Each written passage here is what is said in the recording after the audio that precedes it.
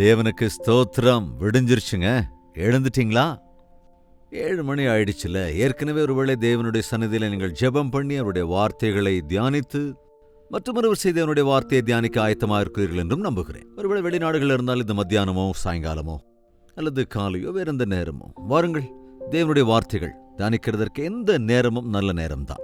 வாருங்கள், ஜெபத்தோடு கூட இன்றைய தியானத்திற்குள் நாம் செல்லலாம். பரிசுத்தமும் அன்பும் உள்ள பிதாவே, அனுதினமும் உம்முடைய வார்த்தைகளால் எங்களை பலப்படுத்திக் கொண்டு ஆவிக்குரிய வாழ்க்கையிலே எப்படி நாங்கள் வளர வேண்டும் என்று நாங்கள் கற்றுக்கொண்டு வருகிறோம்.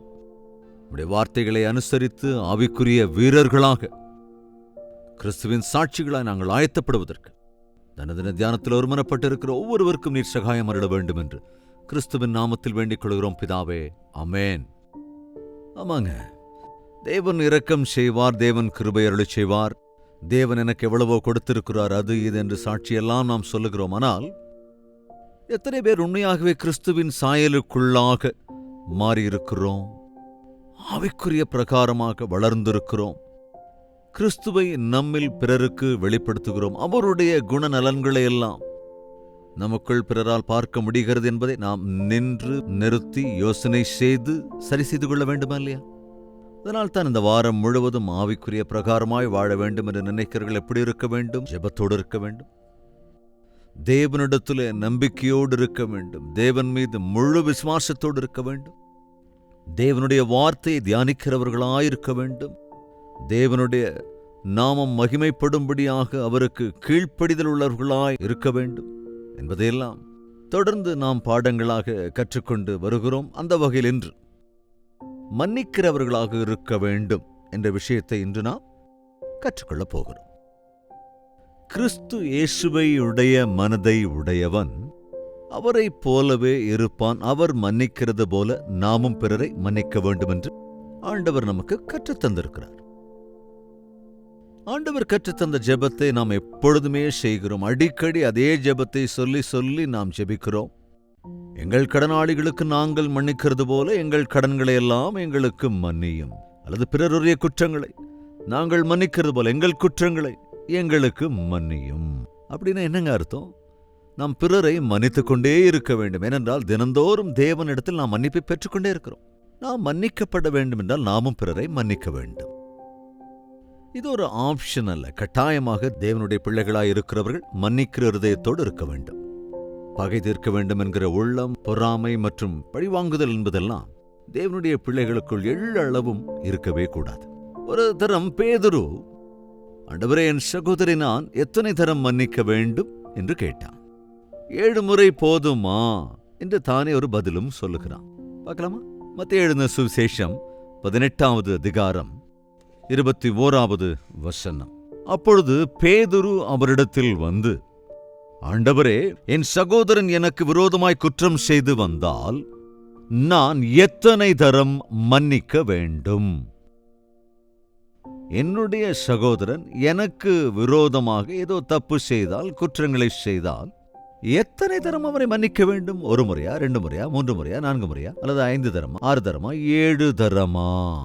7 தரம் மன்னித்தால் போதுமா? 8வது தரம் மன்னிக்க தேவையில்லையா என்பதைப் போல கேள்வி கேட்டான். அதற்கு ஆண்டவர் என்ன சொல்றார் பாருங்க, கவனிங்க. அதற்கு இயேசு நல்லா கவனிக்கணும். 7 தரம் மாத்திரம் அல்ல, 70 தரம் மட்டும் என்று உனக்கு சொல்லுகிறேன். 70 தரம். 7 × 70 எவ்வளவுங்க? எவ்வளவு?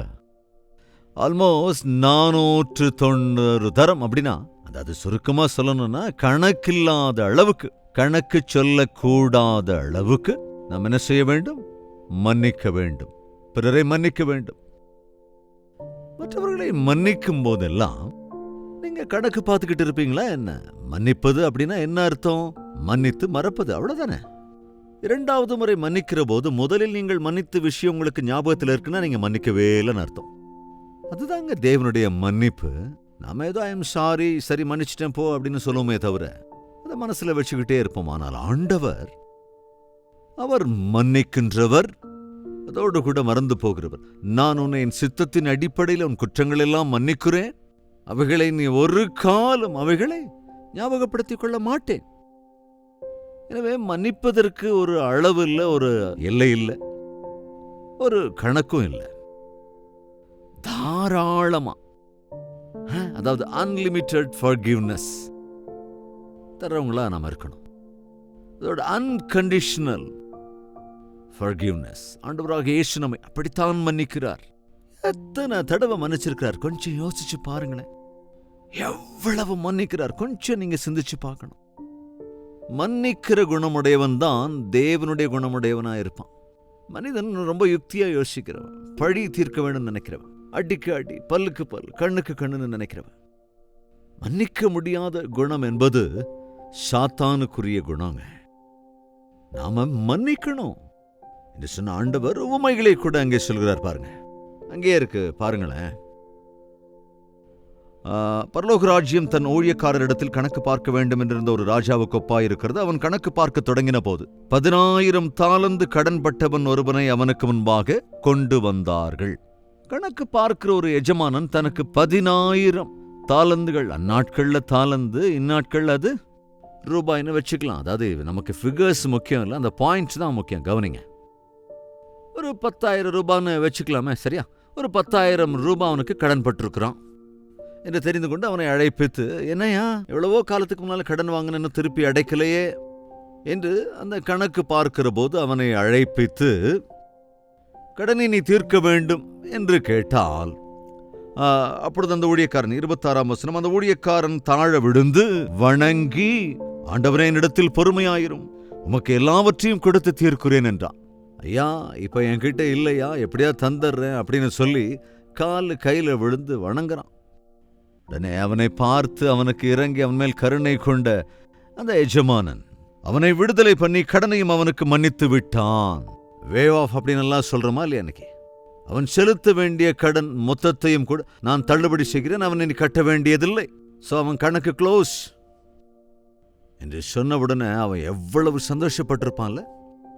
ஒரு 10 ரூபாய் கூட கட்ட முடியாத நிலைமையிலிருந்து அவனுக்கு 10,000 ரூபாய் கடன் தள்ளுபடி பண்ணப்போவோ சந்தோஷப்பட்டு மன்னிப்பு பெற்றுக்கிட்டு போய் என்ன செஞ்சான்னு பார்த்தா, அவன் தேவனை துதித்தானா, அநேகர்கிட்ட சாட்சி சொன்னானா, என்ன செஞ்சான் அப்படின்னு பார்த்தோன்னா, அந்த ஊழியக்காரன் புறப்பட்டு போகையில் தன்னிடத்தில் 100 வெள்ளிப்பணம் கடன் பட்டிருந்தவனாகிய, அதாவது தன்னிடத்தில் ஒரு 100 ரூபாய் கடன் வாங்கினவனிடத்துல போய் 10,000 ரூபாய் மன்னிக்கப்பட்டிருந்த ஒருவன் தனக்கு தர வேண்டிய ஒரு 100 ரூபாய் கடன் வாங்கியிருந்தவனிடத்தில் சென்று அந்த உடன் வேலைக்காரனில் ஒருவனை கண்டு அவனை பிடித்து தொண்டையை நெரித்து, நீ பட்ட கடனை எனக்கு கொடுத்து தீர்க்க வேண்டும். அப்பதான் 10,000 ரூபாய் கடன் அவனுக்கு மன்னிக்கப்பட்டிருக்கான. 100 ரூபாய் தனக்கு தர வேண்டியவங்கிட்ட போய் எனக்கு தர வேண்டிய கடனை கொடு அப்படின்னு சொல்லி அவன் தொண்டையை நெரிக்கிறான் தயவுதாட்சியம் இல்லாம. அப்பொழுது அவனுடைய உடன் வேலைக்காரன் அவன் காலிலே விழுந்து, என்னிடத்தில் பொறுமையாயிரும், எல்லாவற்றையும் உமக்கு கொடுத்து தீர்க்கிறேன் என்று அவனை வேண்டிக் கொண்டான். அவனோ சம்மதியாமல் போய் அவன் பட்ட கடனை தீர்க்கு மட்டும் அவனை காவலில் போடுவித்தான். போடா அப்படின்னு சொல்லி சிறைச்சாலை கொண்டு போய் அடைச்சிட்டான். இப்போ எவ்வளவு கடினமா நடந்து கொண்டிருக்கான். கவனி, அநேக தரம் நாம் தேவனால் மன்னிக்கப்பட வேண்டும் அப்படின்னு விரும்புகிறோம், ஆனா மற்றவங்களை நாம மன்னிக்கிறதில்லை. மன்னியுங்கள், அப்பொழுது நீங்களும் மன்னிக்கப்படுவீர்கள். மனிதர்கள் உங்களுக்கு விரோதமாக செய்தவர்களை நீங்க மன்னிங்க. தேவனுக்கு விரோதமாக நீங்க செய்த பாவங்கள் எல்லாம் தேவன் மன்னிக்கிறாரா இல்லையா? இந்த விஷயம் அந்த எஜமானனுக்கு தெரிஞ்சிருச்சு. அந்த எஜமானன் அவனை வர சொன்னான். பொல்லாத ஊழியக்காரனே, நீ என்னை வேண்டிக் கொண்டபடியினால் அந்த கடன் முழுவதையும் உனக்கு மன்னித்து விட்டேன். நான் உனக்கு இறங்கினது போல நீயும் உன்னுடன் வேலைக்காரனுக்கு இறங்க வேண்டாமோ என்று சொல்லி, நான் உன் கடனை எல்லாம் உனக்கு மன்னித்தேனே, இப்ப நான் உன்னை மன்னித்தது போல நீயும் உன் உடன் வேலைக்காரனுடைய கடனை மன்னிக்க வேண்டுமா இல்லையா? நீ மன்னிக்காததுனாலே என்னுடைய கடனை எல்லாம் நீ கட்டி தீர்க்க வேண்டும் என்றான். மன்னிக்கலன்னா மன்னிக்கப்பட மாட்டோங்க. மன்னிக்கப்படாம இந்த உலகத்துல நம்மால வாழ முடியாது. அநேக நேரங்களில் நம்ம யாரையோ மன்னிக்கிறோம் அப்படின்னு பெருசா நினைக்கிறோம், அவர்களும் நம்மை மன்னிக்கிறார்கள் அப்படிங்கறத மறந்து போயிடுறோம். ஒவ்வொரு கணவனும் என் மனைவியை நான் ரொம்ப பொறுத்து போறேன்னு நினைக்கிறான், ஆனால் அந்த மனைவியும் தன் கணவனை பொறுத்து போகிறாள். அவனுடைய கோபங்கள் தாபங்கள் எல்லாவற்றையும் தாங்கி நடக்கிறாள் என்கிற விஷயத்தை உணர்றதே இல்லை. கணவன் மனைவி ஒருவர் மன்னிக்காமல் எப்படி சந்தோஷமா இல்லறம் நடத்த முடியுங்க? வித்தியாசங்கள் இருக்கும், வேறுபாடுகள் இருக்கும், தவறுகள் இருக்கும், தப்புகள் கூட இருக்கும், தெரிஞ்சிருக்கணும், தெரியாமலையும் இருக்கணும். ஆனா மன்னிக்கணும். எல்லாவற்றையும் மன்னிக்கின்ற கிறிஸ்துவின் மன்னிப்பு அதுதான் காயங்களை ஆற்றும், அதுதான் அன்பை உருவாக்கும், அங்கே சந்தோஷத்தை உண்டாக்கும். அப்பொழுதுதான் சமாதானம் பிறக்கும். மன்னிங்க. இந்த காலை வேளையில நீங்க கூட யாரையாவது மன்னிக்காம இருக்கிறீங்களாங்க? யாரையாவது நீங்க மன்னிக்காம இருக்கிறீங்களா?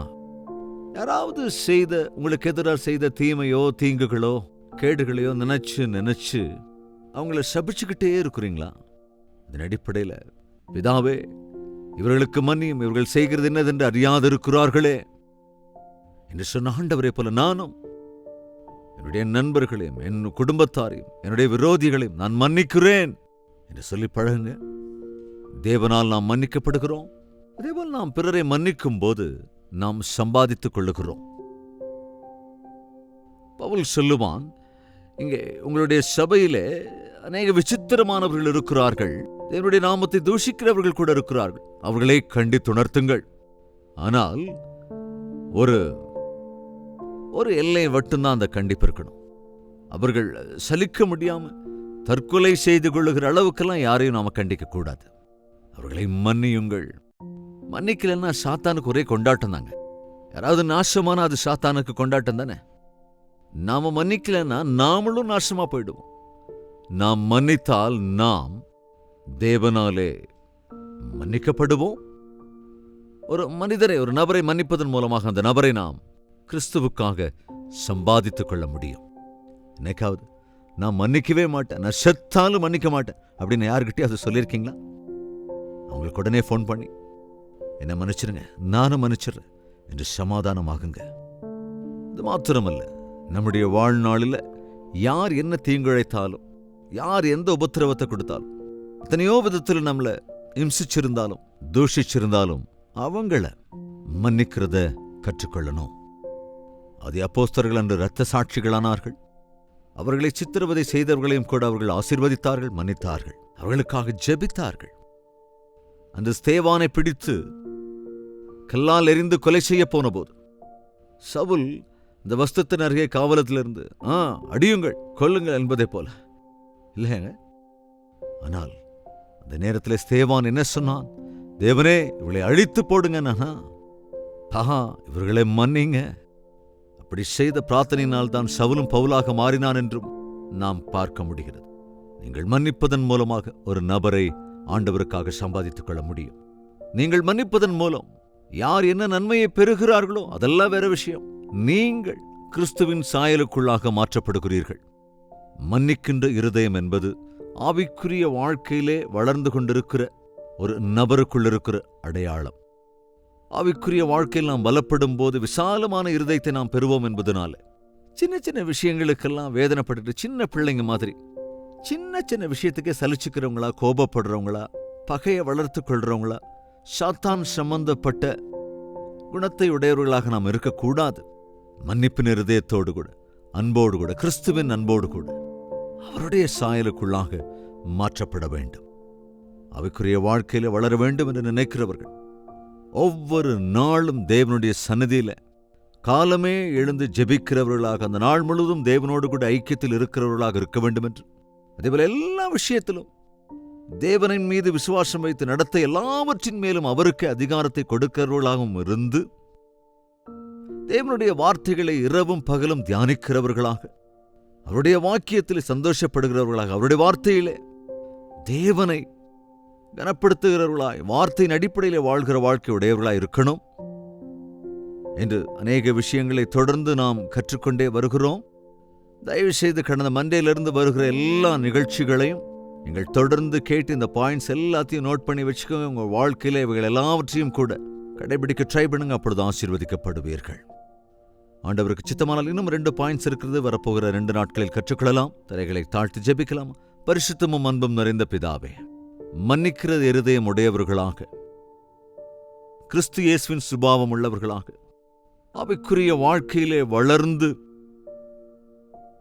அன்பை காண்பிக்கிறவர்களாய் நாங்கள் இருக்கவும், மன்னித்து மன்னிக்கப்படுவதற்கும், ஆசீர்வதித்து ஆசீர்வதிக்கப்படுவதற்கும் எங்கள் ஒவ்வொருவருக்கும் சகாயம் அருள வேண்டும் என்று, எந்த பகைக்கும் பொறாமைக்கும் பழிவாங்குதலுக்கும் கோபத்திற்கும் இடம் கொடாமல் எங்களுக்கு விரோதமாக பேசினவர்களையும் கூட, தீங்கிழைத்தவர்களை, ஏமாற்றியவர்களை, அநியாயம் இழைத்தவர்களை, கேடிழைத்தவர்களை